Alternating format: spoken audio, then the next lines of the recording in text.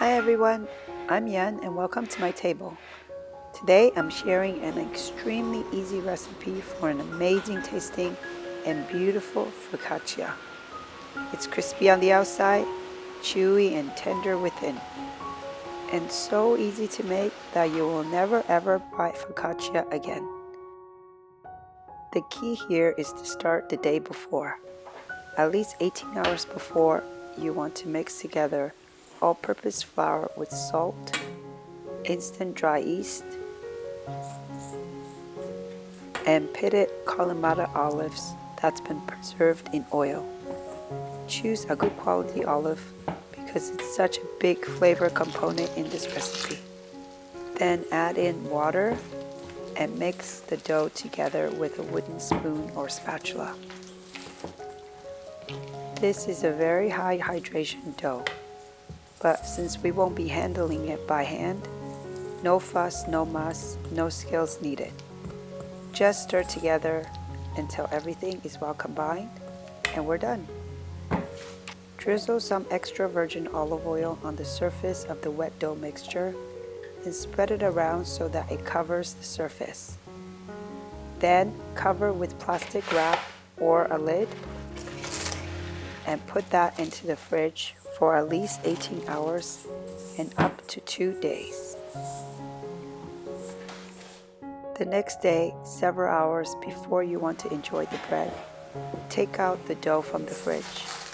You will notice that it looks now more gassy, not quite double in size, but have risen a bit. Find a dish to cook it in. I'm using this 9 by 13 inch metal baking pan. You can also use a stone casserole or a Pyrex dish. If so, butter the dish first before drizzling in the olive oil to prevent sticking.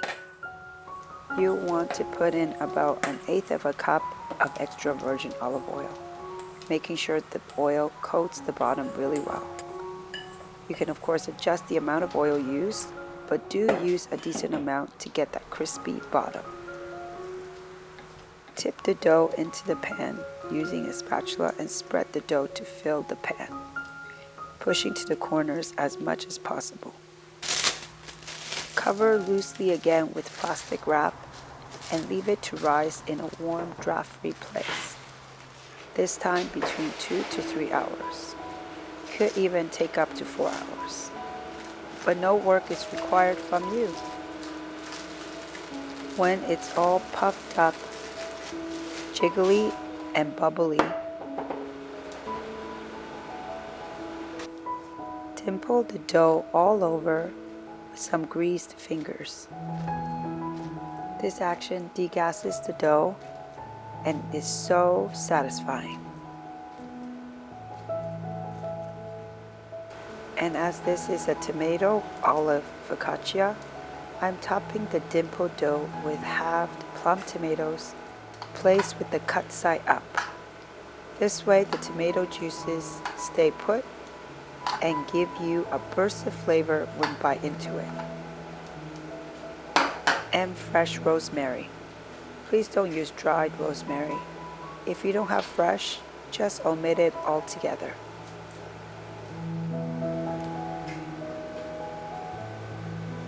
As well as some coarse finishing or sea salt.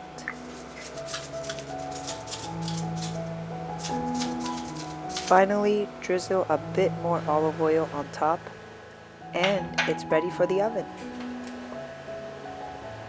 Into the preheated 425 degrees Fahrenheit or 220 Celsius oven for 25 to 30 minutes, depending on your oven and how dark you will like it. And there you have it, an easy, no-knead focaccia that anyone can make. Take it out of the pan and transfer it onto a wire rack to cool. It's minimal effort for maximum reward. Follow this recipe and you will have an airy, fluffy, and moist bread that contrasts so well with the crispy bottoms and edges. The long fermentation period gives the bread a depth of flavor that you won't expect in a home kitchen. The olives and the tomatoes add bursts of salty and sweet juices, and the classic fragrance of rosemary is permeated throughout. Even if you're not a big fan of rosemary, I urge you to include it in your focaccia. It makes all the difference.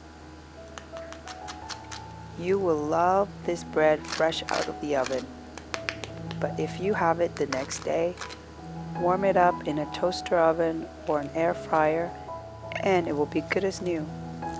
I seriously hope that I've convinced you to give it a go. As always, go to jensfamilytable.com for the full written recipe. Give me a thumbs up and subscribe to my channel for more recipes like this. Thanks for watching, and I'll see you next time.